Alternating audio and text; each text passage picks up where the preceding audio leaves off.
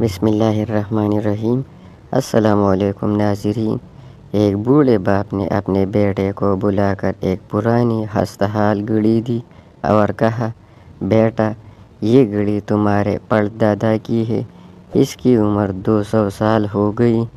یہ گھڑی میں تمہیں دینا چاہتا ہوں، لیکن اس سے پہلے تمہیں میرا کام کرنا ہوگا۔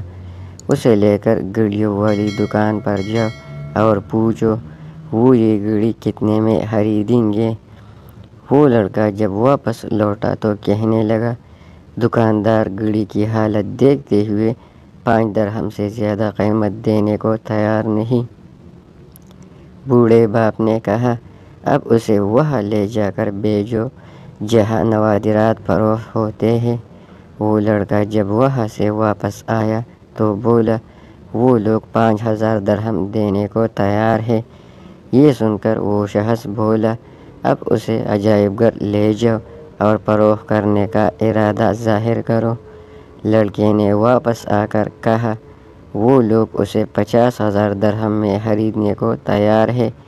یہ سن کر اس بوڑھے شخص نے بیٹے کو مخاطب کیا اور کہا، بیٹا، گھڑی کی قیمت لگا کر میں تمہیں سمجھانا چاہتا تھا، اپنی ذات کو اس جگہ ضائع نہ کرنا جہاں تمہاری قدر و منزلت نہ ہو۔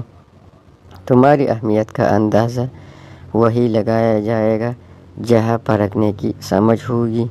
مقصود تحریر یہ کہ اگر دیکھا جائے تو ہم میں سے بہت سے لوگ اپنی صلاحیتوں کو ایسی جگہ ضائع کر رہے ہوتے ہیں جہاں سوائے وقت ضائع کرنے کے انہیں کچھ حاصل نہیں ہوتا۔